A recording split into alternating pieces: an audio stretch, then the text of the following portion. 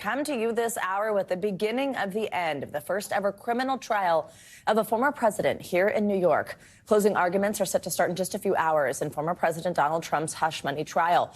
Jurors have sat through 6 weeks of testimony, heard from 22 witnesses, and reviewed hundreds of pieces of evidence. Soon, those 12 jurors will begin their deliberations to determine whether the former president will be held responsible for any of the 34 felony counts against him. Mr. Trump is accused of falsifying business records to cover up a scheme to pay off adult film star Stormy Daniels over an alleged affair ahead of the 2016 election.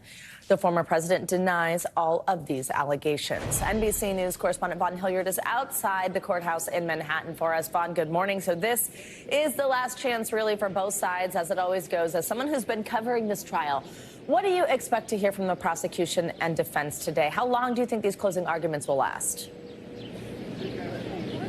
Right after 5 weeks of testimony, Savannah, this is the moment here. Closing arguments where both sides are able to make their final arguments. First up will be the defense for Donald Trump and his attorneys. We're looking at several hours for them to go and make their case to the prosecution that Donald Trump ultimately was somebody who was not intimately involved in the execution of this hush money scheme, that it was Michael Cohen who did it independent of Donald Trump. They will point to this jury and say, look, at what point do you have anybody articulating that Donald Trump ordered the $130,000 payment to Stormy Daniels? The only linchpin to that is Michael Cohen. Now, of course, there are the documents, the actual checks that Donald Trump signed. There are meetings, like at the White House in February 2017, when Michael Cohen visited him in the Oval Office. And Cohen says that that is where they came up and ultimately agreed to pay out those 11 checks over the course of 2017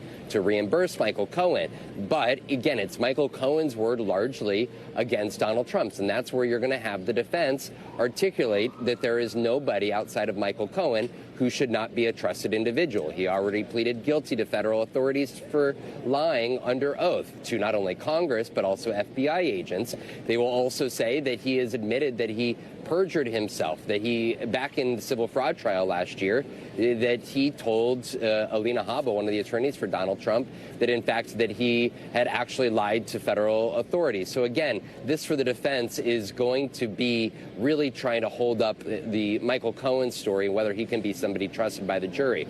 On the other hand, when you're looking at the prosecution here, who will follow the defense at the closing arguments most likely this afternoon into the evening, you're going to hear the prosecution tell the jury to use common sense. That you have David Pecker, a longtime friend dating back to the 80s of Donald Trump, who oversaw the National Enquirer's publisher, say that he was called to Trump Tower in August of 2015 with Donald Trump and Michael Cohen, and that's where they hatched this catch and kill scheme. And it was over the course of the next year that David Pecker worked with Michael Cohen to actually execute on that. And that he will also, the prosecution will tell the jury, to look at conversations that others articulated during this testimony that Donald Trump was frustrated when Stormy Daniels and Karen McDougal both went public with their stories. And this is all part of the common sense argument that the prosecution will make to the jury, saying, look, of course Donald Trump had the interest, because not only did he concoct the plan, but he was frustrated when these women's stories started becoming public.